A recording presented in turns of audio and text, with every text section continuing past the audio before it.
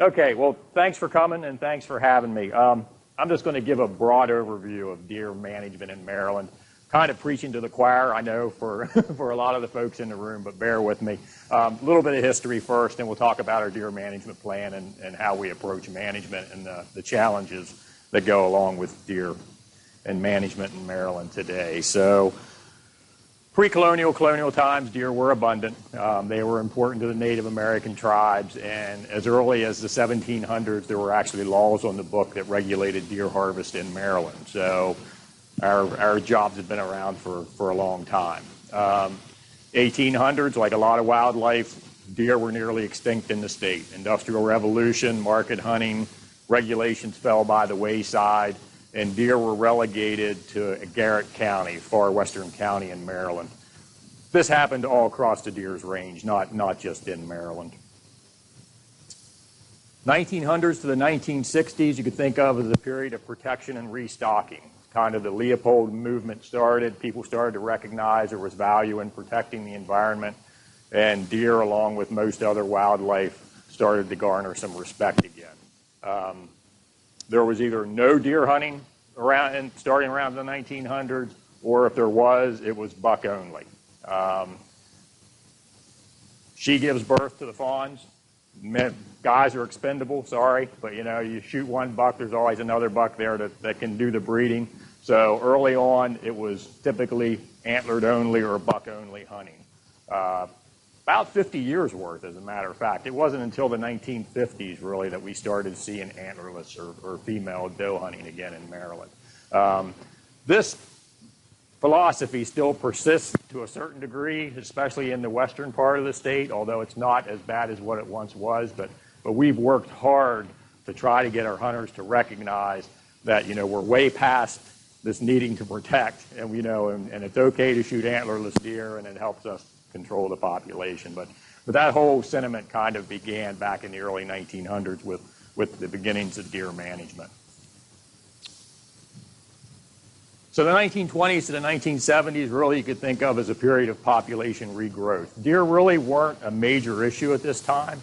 I do have reports from the 1950s that were talking about addressing crop damage. So even that long ago, we were already dealing with the effects of deer to a certain degree, much lesser degree.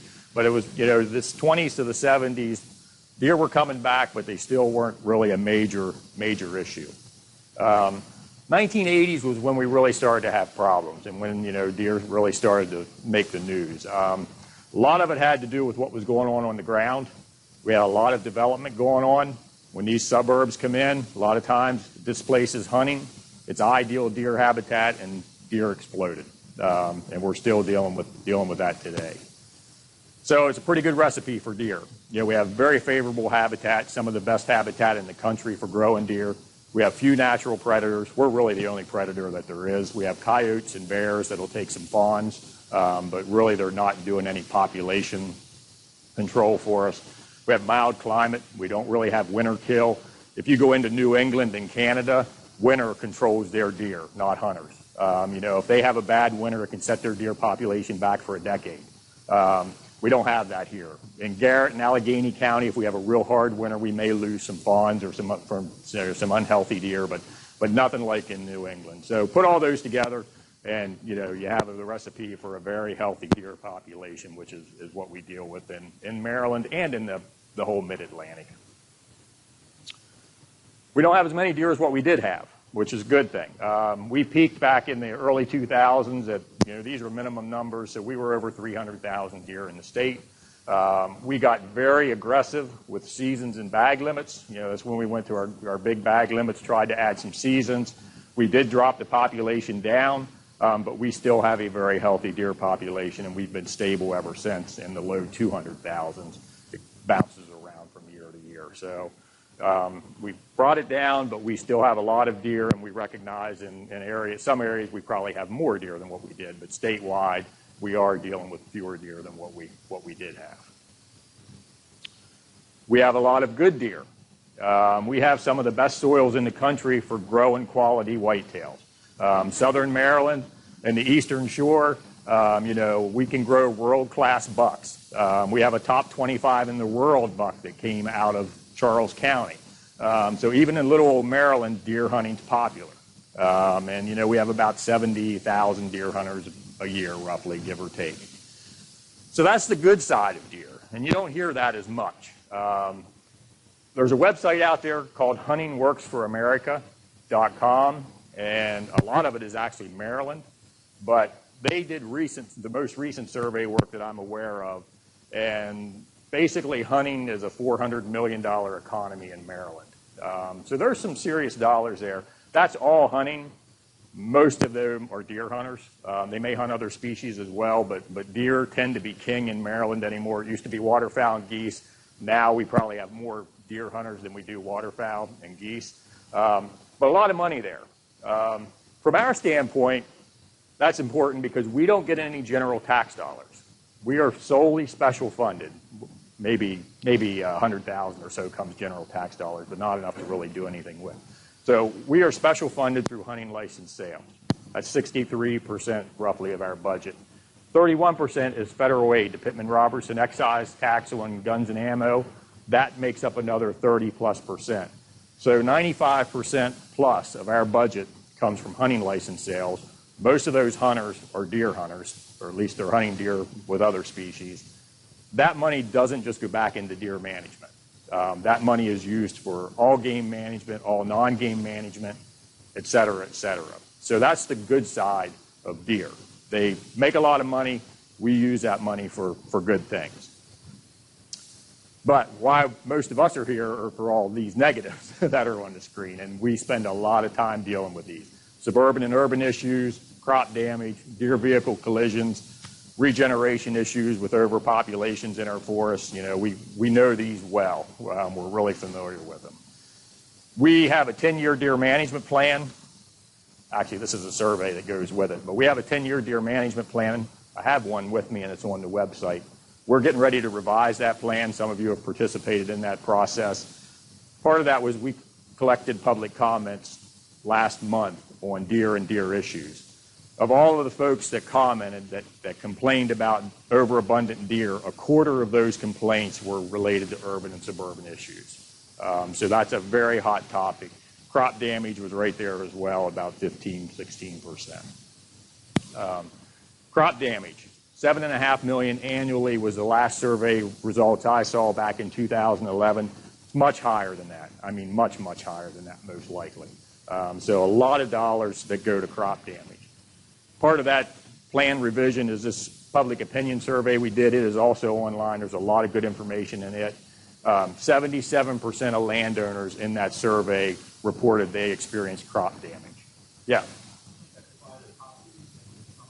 It is. Yeah, actually, you're right. We did. So the whole report is available on our website. It's like 500 pages, so don't try to print it. But anyway, so yeah, so 77% of our landowners, i.e. farmers, reported crop damage issues in 2018. That was up from 63% 10 years ago in 2007. Deer vehicle collisions, Dr. Hubbard mentioned that. State Farm does a projection for all the states. Maryland, they estimate around 30,000 deer vehicle collisions a year. If you figure $3,000 to $4,000 a strike, that's $100+ million a year damage in Maryland. That's a significant amount of money. Falling back on that opinion survey again, we asked folks, would you like to see the deer population increase, stay the same, or decrease? For the ones that said they'd like to see it decrease, the number one answer why was to reduce deer vehicle collisions, 60% of them. And then forest and landowner damage, really hard to put a dollar value on that, but it is in the millions, no doubt. Between regeneration issues and then if you take the landscaping and that kind of stuff, there's a lot of dollars associated with the damage deer cause there. So, they generate a lot of money that's used for good things, but at the same time, they cost us a lot of money too. And that's why they're really challenging to manage. I don't have to tell most of the folks in this room that we have a lot of constituents, we have a lot of different opinions on deer, and a lot of folks that have a vested interest one way or the other, whether they're negatively or positively impacted by deer. That shows up in the survey. About 50%, or half of the folks surveyed, recognized that deer caused some kind of issue. About 37% said I enjoy seeing a few deer but worry about problems they cause. 8% said I generally regard deer as a nuisance. So nearly half of the people we surveyed expressed a concern with deer. About 40% said I enjoy seeing deer around. They have no negative issue at all with deer, but we need more of those folks. So luckily, though, it's a small, very, very small segment of the population that just look at deer as a vermin. 88% of the people surveyed recognize that deer are an important part of the balance of nature. So they don't want to see deer exterminated necessarily, but like I said, about half do recognize they do have issues. So we have a 10-year deer management plan. The first plan was created back in 1998. We revised it in 2009, and now we're going through that process as we speak.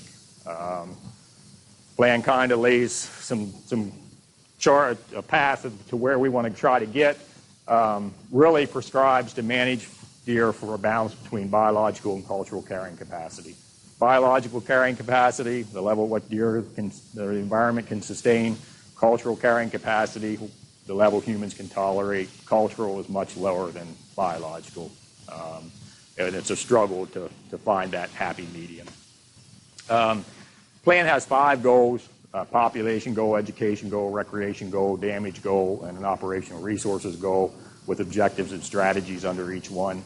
The new plan probably will have the same structure, in all honesty, but if you want to spend some time looking over it, you can. Plan also outlines our primary management options. Not surprisingly, we focus on lethal. That's most effective.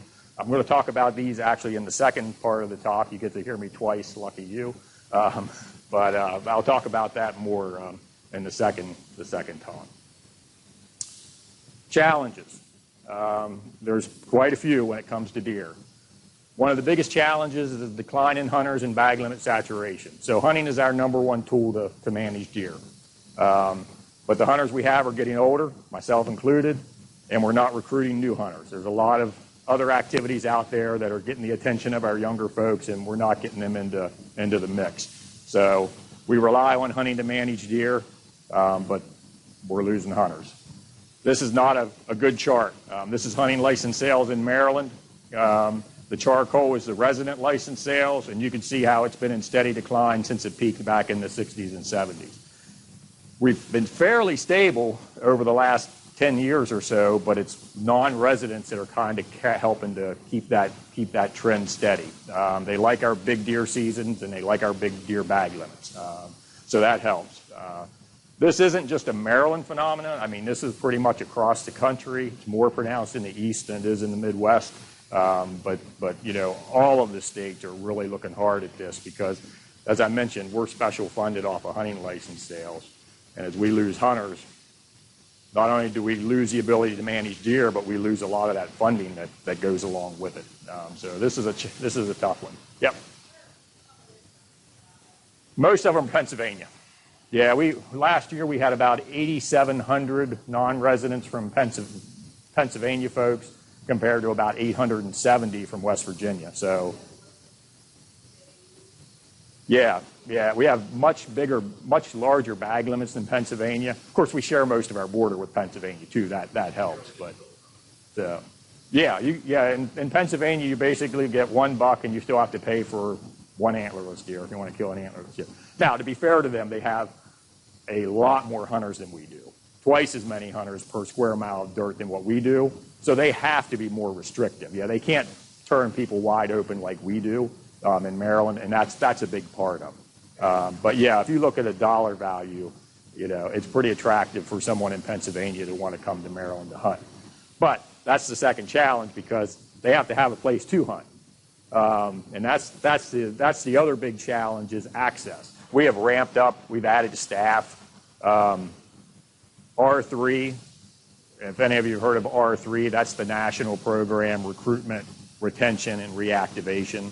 We have folks that are actively involved in that, and they're constantly coming up with new scenarios. We have a Becoming an Outdoor Woman program that offers different hunt scenarios, the youth hunt opportunities. We've done like Deer Hunt 101 courses to try to recruit new hunters. So yeah, there's a lot of activity in that area in all the states. But it's challenging because, you know, you hold one of those events for the weekend and you're reaching 20 people. You know, I mean, we need to reach 20,000 people. So it's an uphill battle. But yeah, there is a lot of focus and a lot of emphasis on that right now. Yeah, so this is the other biggest challenge is access to land. You know, there's so many areas in Maryland that either aren't hunted or are underhunted.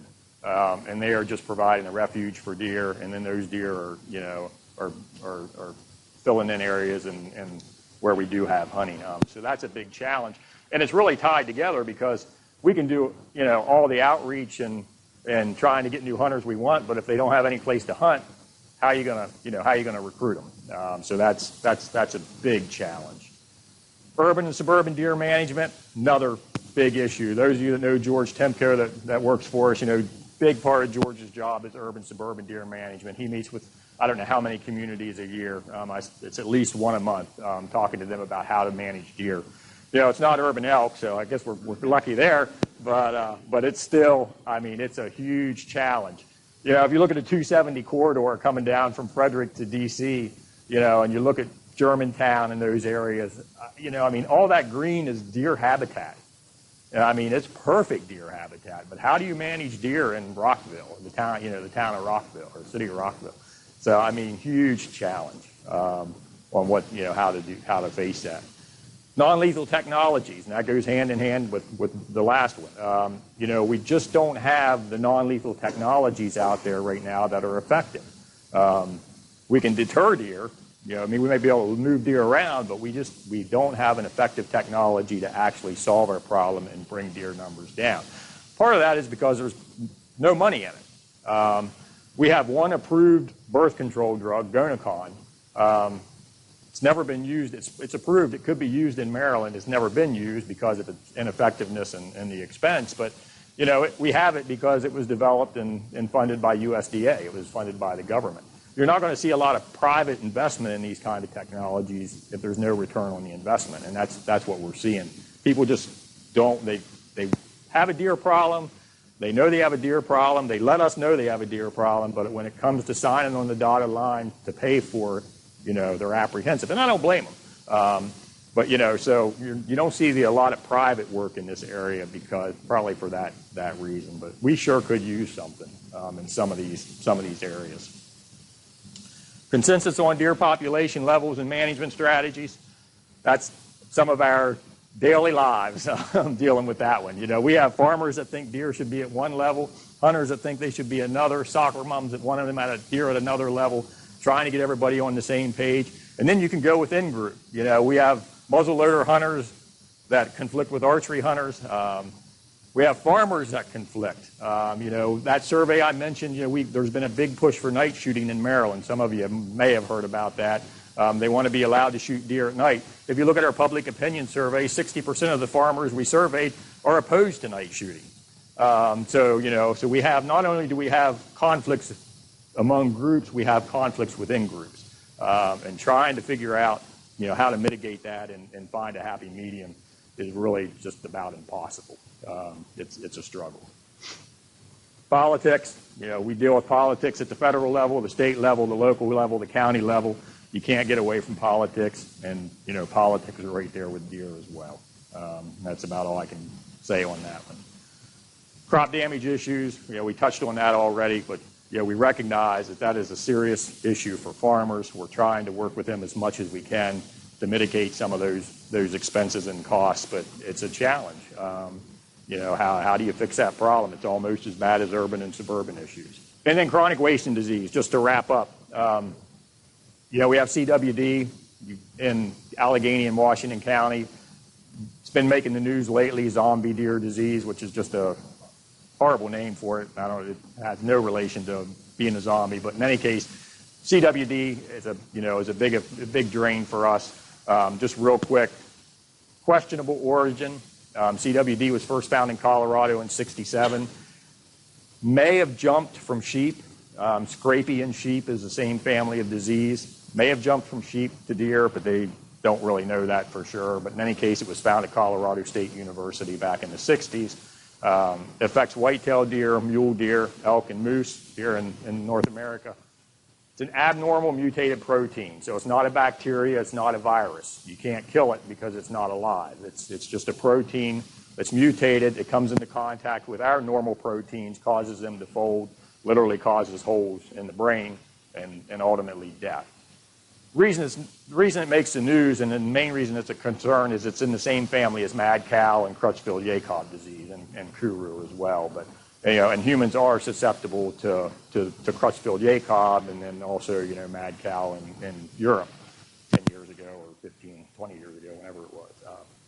Transmission. So animal to animal, contaminated feed, contaminated soil.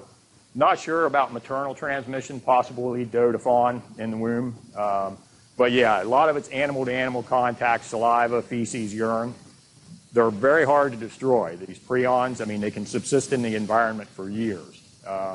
Colorado State, they have pens where they will disinfect them with the newest possible technologies they have. They will put deer back in, and those deer will get CWD.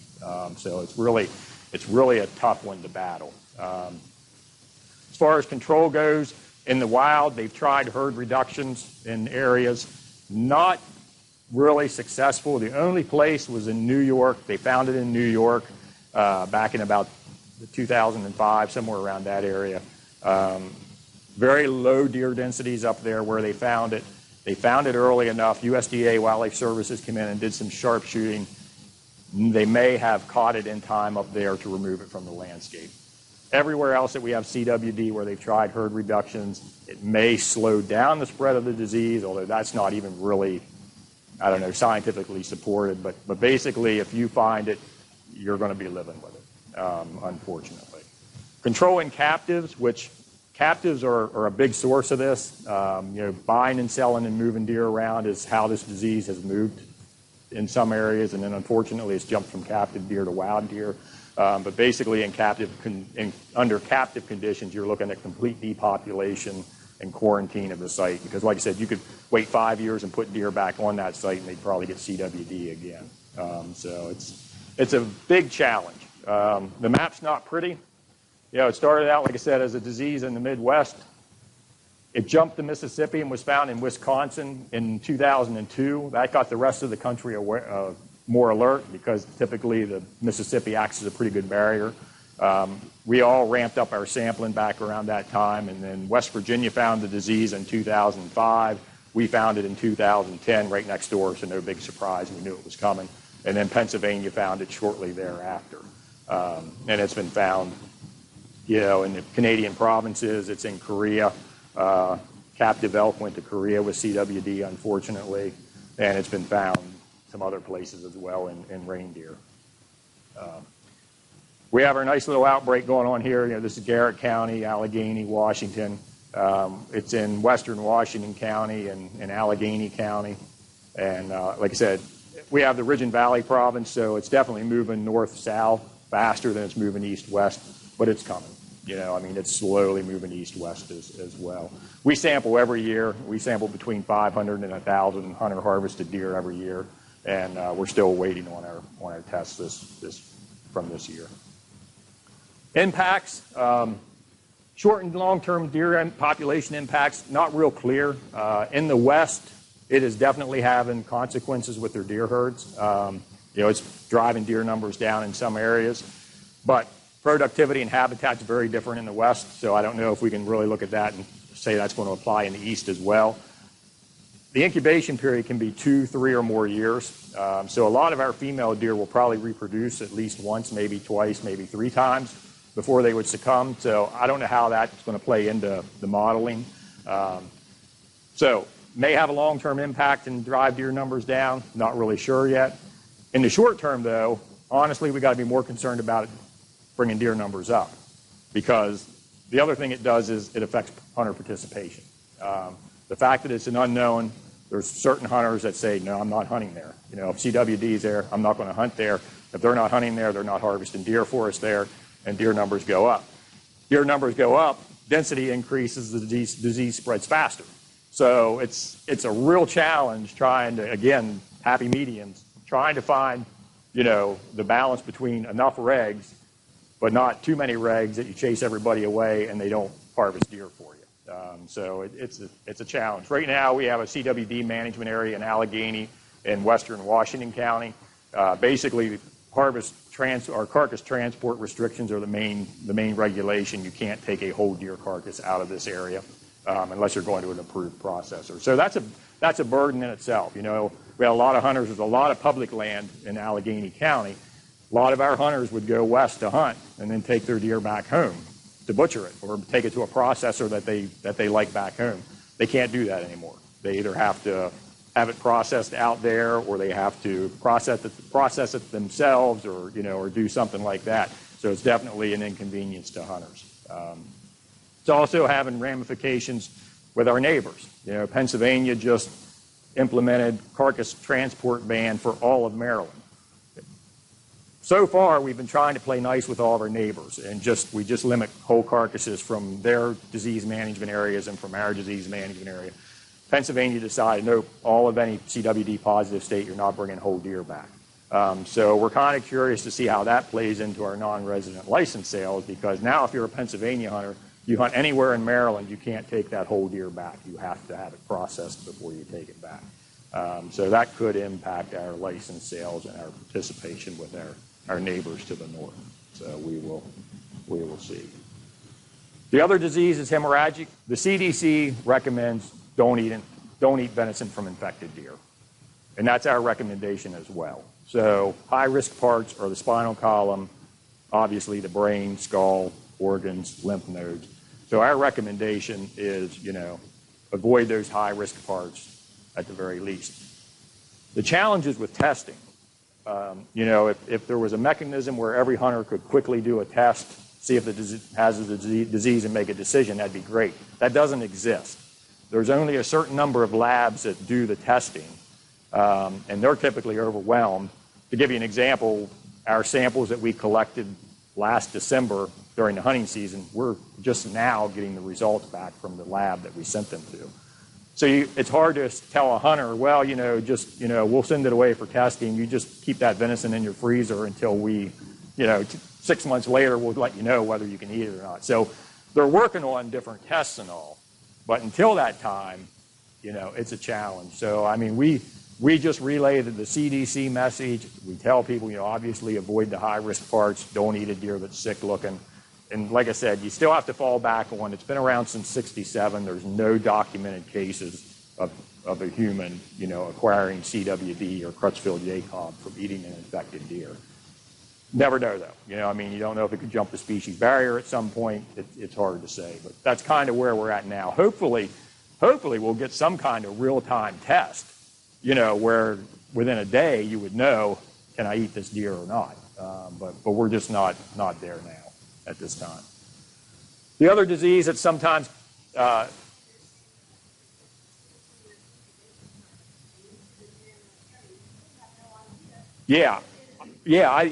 probably didn't make that clear. But yeah, most of the deer that we sample aren't clinical.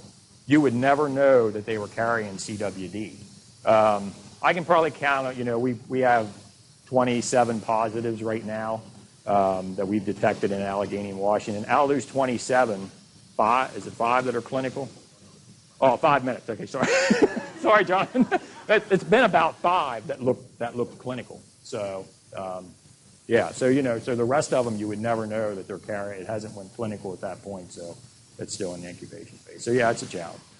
But like I said, it really looks like humans aren't susceptible. There's mixed research out there with primates, but hopefully we'll learn more as we go. Not necessarily. Scrapie and sheep, I mean, maybe we're still waiting for the then with Scrapie, but Scrapie's been around for hundreds of years, and it has not jumped the species barrier. So I don't think you can say for sure that it will, but you can't say it exactly, and you can't say it won't. Right. So,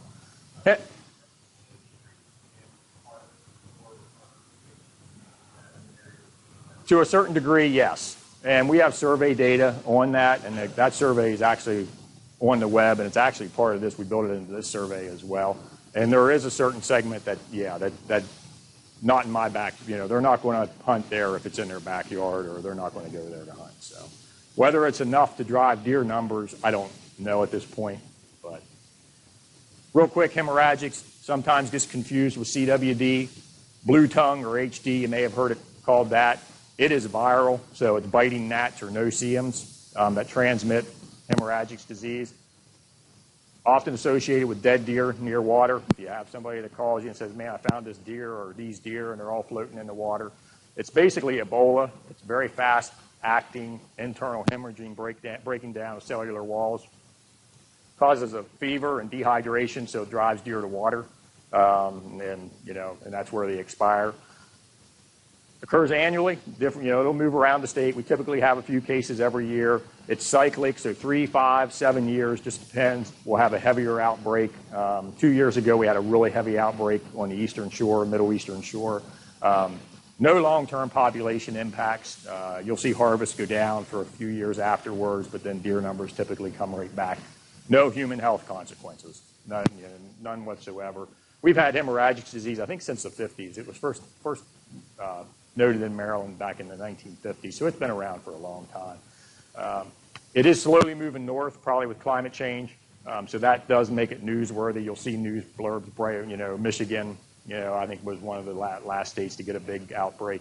The thing with it is when it gets into these new populations that are naive, it hits them hard. I mean, hundreds of deer will die because they haven't been exposed to it before. But then after that, they get some immunity to it, and then the numbers tend to go down. But that's why you'll typically see it in the news when it hits new areas. So, but again, no human health consequences, but a lot of times it is confused with CWD. That's it. So hopefully not too far off. Okay? Yep. Yep. What is the target deer population for Maryland? That's the million-dollar question.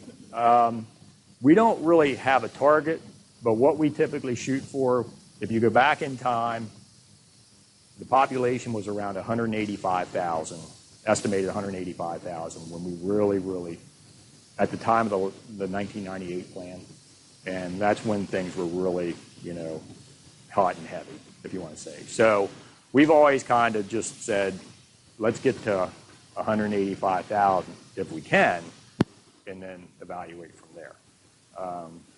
The problem is we haven't gotten to 185,000. But yeah, so that's kind of where we're looking right now. And again, there's very varying opinions on where that should be. From a forest regeneration standpoint, it should be much lower than that, in all honesty. So, but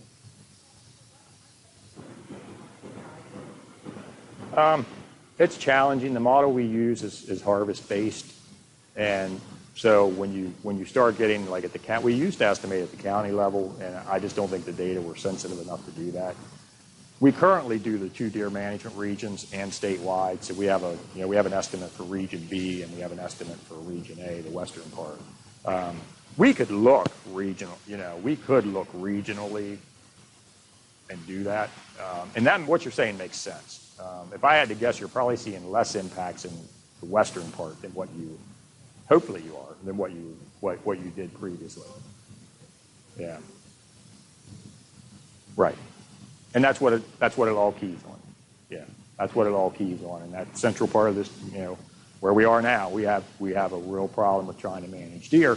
And then again, because you don't have hunter access, it's hard to model what the population is doing because that model is predicated on hunter harvest. I don't know. The answer, I don't know. I don't know. Because it is so variable, to try to come up with a reliable model to account for all that variation in this part of the world is very difficult.